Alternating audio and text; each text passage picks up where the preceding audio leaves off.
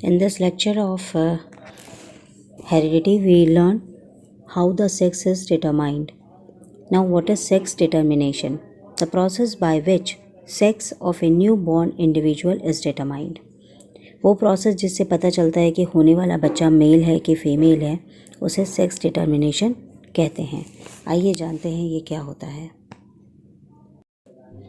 Now we know that every human beings, they are made up of cells. In each cell we have 46 chromosomes in their nucleus. अब जैसे कि हमने आपको बताया कि मनुष्य ह्यूमन बॉडी में 46 पेयर्स ऑफ क्रोमोसोम्स होते हैं. उसमें से 22 पेयर्स जो क्रोमोसोम्स होते हैं उन्हें ऑटोसोम कहा जाता है या उन्हें सोमैटिक सेल्स भी कहा जाता है. इन 22 पेयर्स ऑफ ऑटोसोम की वजह से हमारी बॉडी में मतलब जो भी हम लंबे चौड़े होते हैं, कभी चोट लग जाती है तो बॉडी अपने आप रिकवर कर जाती है, तो वो सारा कुछ ऑटोसोम की वजह से होता है. और ह्यूमन बॉडीज़ के अंदर एक पेयर जो 23rd पेयर ऑफ क्रोमोसोम होता है उसे सेक्स क्रोमोसोम्स कहा जाता है. और वो फीमेल्स में अलग तरह का होता है, फीमेल्स में अलग तरह का होता है. तो मेल्स में देखिए आप एक क्रोमोसोम बड़ा है और एक क्रोमोसोम छोटा है.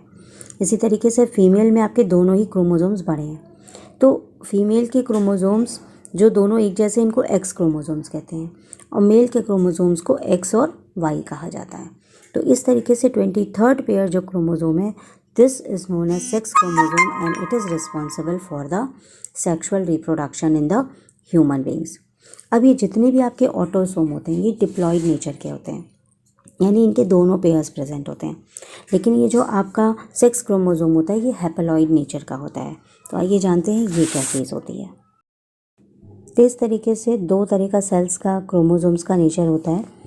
जिस सेल में दोनों सेट के क्रोमोसोम्स होते हैं उसे डिप्लॉयड सेल्स कहते हैं.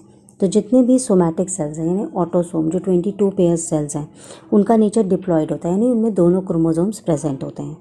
लेकिन एक ही सेल ऐसा होता है जिसमें कि वन सेट ऑफ क्रोमोसोम्स होता है और उसे हैप्लॉयड कहते हैं. और जो मेरा सेक्स क्रोमोसोम है 23rd पेयर वाला, वो हैप्लॉयड नेचर का होता है.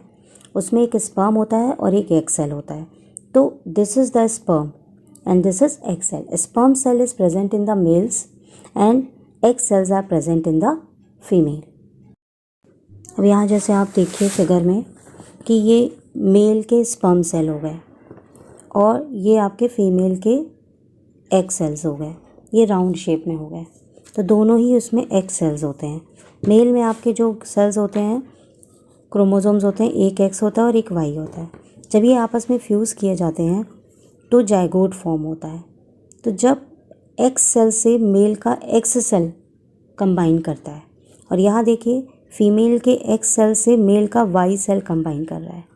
जब फीमेल के एक्स क्रोमोसोम से मेल का वाई सेल कंबाइन कर जाएगा, वाई सेल के मतलब स्पर्म आपके कंबाइन कर जाएंगे, तो आपका जो बच्चा पैदा होगा, चाइल्ड, वो मेल पैदा होगा. लेकिन अगर फीमेल के एक्स सेल मेल के एक्स सेल से ही कंबाइन करेंगे तो आपके यहाँ फीमेल पैदा होगी. यानी आप यहाँ पर देखिए कि मेल्स के ही अंदर केवल वाई सेल होता है जो कि बताएगा कि मेल पैदा होगा कि नहीं होगा. तो इस तरीके से केवल males are responsible for the birth of a male और female child because the different sperms X and Y are present in only males, not in females. Now in this way a male germ cell which form gametes carries one X and one Y chromosome. So overall हमें क्या पता चलता है कि mails के अंदर जो दो गैमीट होते हैं उसमें एक X क्रोमोसोम होता है, एक Y क्रोमोसोम होता है. While female germ cell, female में दोनों के दोनों X क्रोमोसोम्स होते हैं. मेल के अंदर X और Y दोनों क्रोमोसोम होता है, लेकिन फीमेल में दोनों ही X क्रोमोसोम्स होते हैं. इसलिए कोई जो बच्चा पैदा होगा वो मेल है या फीमेल है आफ्टर फर्टिलाइजेशन, उसका रीज़न क्या है. If a sperm carrying x chromosome, यहाँ देखिए स्पर्म लिखा है, यानी अगर मेल का जो मेल वाला जो स्पर्म सेल है वो अगर एक्स क्रोमोसोम उसका जाके किसी फीमेल के एक्स क्रोमोसोम से फर्टिलाइज होगा तो वो बच्चा फीमेल होगा. लेकिन अगर if sperm carrying Y chromosome fertilizes with the X chromosome of female, okay, because there is a chromosome of Y is present which is came from the male chromosome, then the born child is a baby boy, that means male. So the sperm, that is male gametes, determine the sex of the child, not the female gametes.